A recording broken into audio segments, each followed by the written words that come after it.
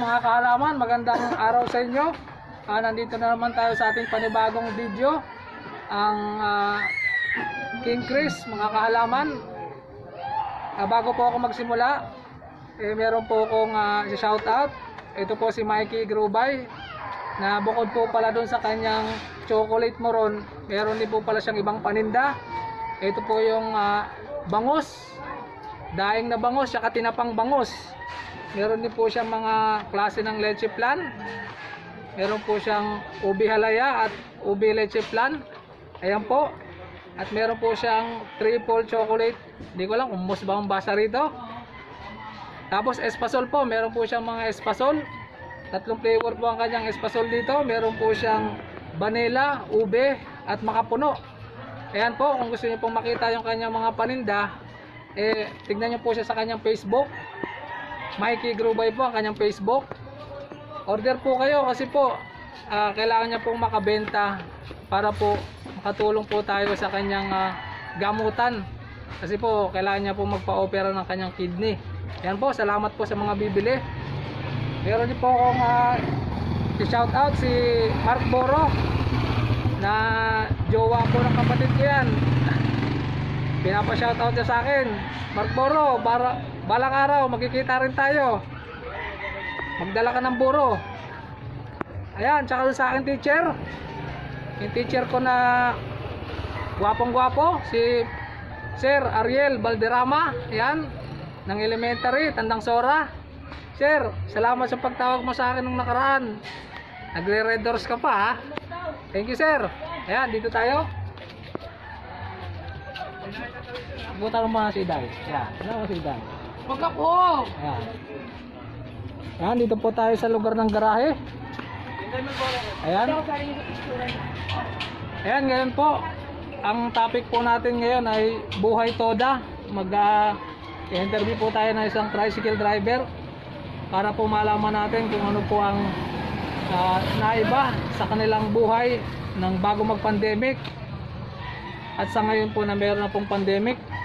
Ayan po, dito po tayo. Ayan, sir, magandang araw.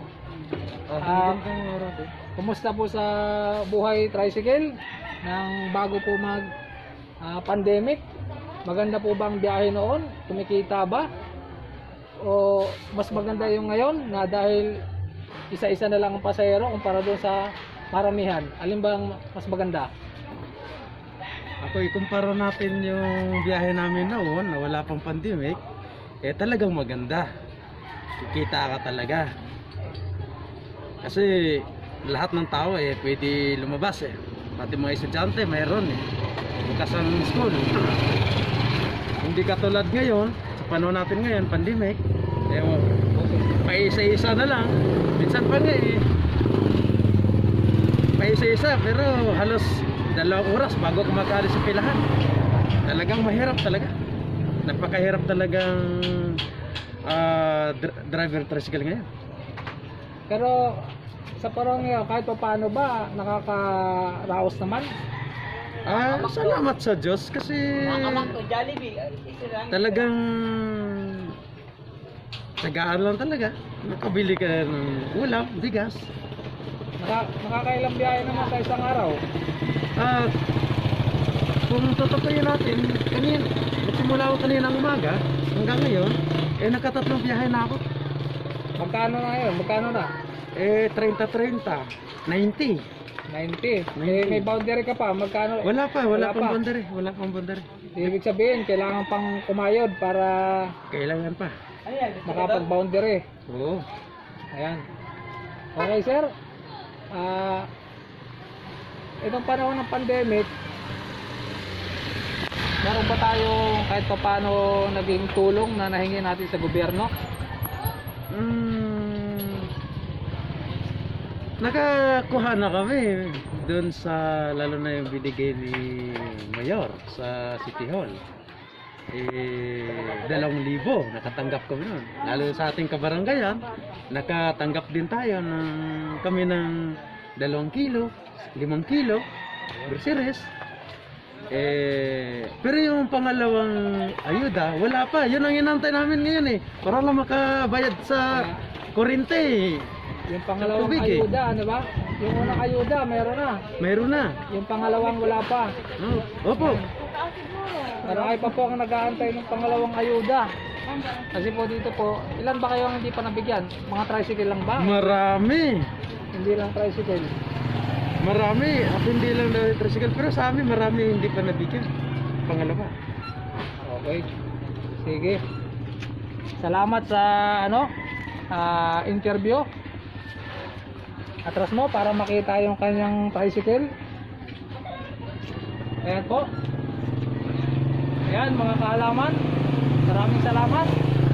Natapos na po yung ating interview sa Buhay Tricycle. Hashtag Toda po ito. Kasi po dito po yan sa aming lugar sa may Banlat. Ang kanya pong tricycle ay Banlat Tandang Sora. Ayan, kuhanan mo. Ayan po. Ayan, pwede kang bumati. Bumati ka sa probinsya. Kung saan? Mga kapatid ko dyan sa probinsya, kamusta na po kayo dyan? Sana dalangin ko sa Diyos na maging okay kayo lahat.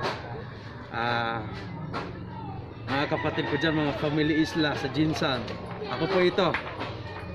Maraming salamat po. Yan lang. Ayan, okay. Ayan, dito tayo magtatapos. Ayan po mga kaalaman, dito po tayo magtatapos sa ating Buhay Toda. Ang title po nito, Buhay Toda. Na sabi ko nga po, hindi lang po paghahalaman yung ating tatapikin, hindi lang po sa paggawa ng paso, pati po yung mga buhay ng mga tao, yung mga anak buhay nila. Ayan po ang ating mga tatapikin.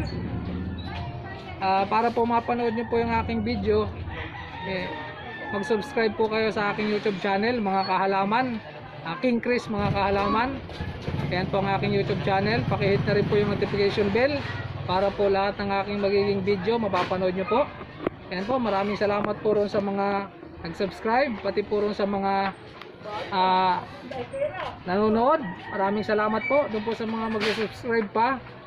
Nabubulol talaga ako ron sa subscribe. Ayan po, sa mga mag-subscribe po, salamat po. Ayan po, dito po tayo magtatapos. Maraming salamat po.